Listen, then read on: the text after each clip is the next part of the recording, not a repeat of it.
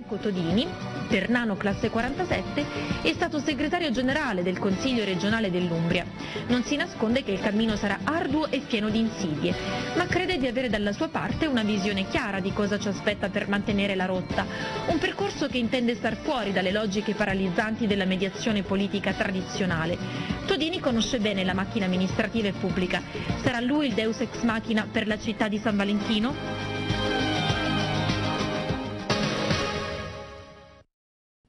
Il servizio radio di Chirico diremo subito sul quesito a Todini. Sarà lei proprio il deus ex machina che scende dall'alto per scendere in piazza Tacito e mandare avanti questa città dell'acciaio? Io me lo auguro, però ecco, l'importante è che condividano questo mio augurio anche gran parte ovviamente dei cittadini ternani.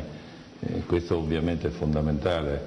Io credo di avere non soltanto i requisiti tecnici, ma anche una visione politica su come far riprendere la città e quindi in qualche modo rimettere in moto non soltanto tutti gli aspetti culturali, turistici, industriali, ma tutte queste cose partono da un concetto fondamentale, cioè quello la città deve in qualche modo ridentificarsi, cioè crearsi una nuova identità intorno a un principio fondamentale. La città deve essere attrattiva in tutti i suoi aspetti, deve essere attrattiva perché ha un'amministrazione semplice, inclusiva, che fa partecipazione attiva con tutti i cittadini, quindi un'amministrazione che tagli i costi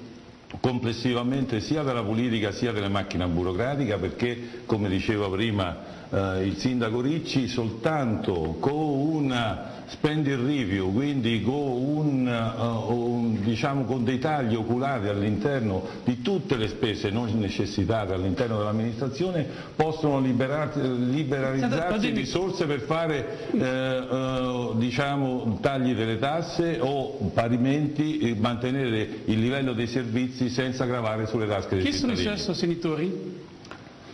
Ovviamente il dato di partenza è l'associazione Il Cammello, dalla quale faccio parte. Insieme al Cammello, come ho preannunciato già nella conferenza di presentazione della mia candidatura, io ho in qualche modo aperto a tutte le forze cittadine, partendo dalle liste civiche, associazioni, financo anche i partiti, perché in effetti se qualora i partiti dovessero identificarsi in questo sforzo di cambiamento, quindi di innovazione totale dell'amministrazione, sicuramente vengano. Lei ha parlato quando ha presentato la sua lista, che ho visto nell'immagine anche il sindaco Ricci che era vicino a lei, e lì c'era la presenza di una certa Terni, che erano molti personaggi, ad esempio suo fratello Mario, giusto? Sì. C'era anche Antonio Cassetta, e mi hanno detto a Terni che a vedere questi due personaggi, anche suo fratello, sì, fa pensare un po' agli anni bui dell'Italia, cioè a Tangentopoli. Come mai durante la conduzione della sua candidatura sono stati questi due, suo fratello e Cassetta? È una domanda sicuramente insidiosa, ma rispondo con molta tranquillità.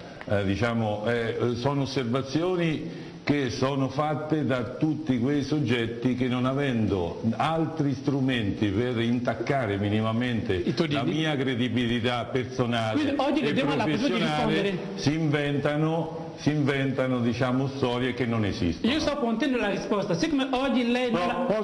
rispondo. La telecamera una è la sua, il fatto che sia presente mio fratello a una mia conferenza credo che stia nelle cose, perché non credo che possa essere negato a un familiare di partecipare a una conferenza di presentazione. Per quanto riguarda le altre presenze, ovviamente non mi appartengono, sono presenze, diciamo, sono partecipazioni pubbliche. Per quanto riguarda lo specifico del mio fratello Tangentopoli e quant'altro, ho risposto anche in altre occasioni e rispondo anche in questa sera, sicuramente, tranquillamente.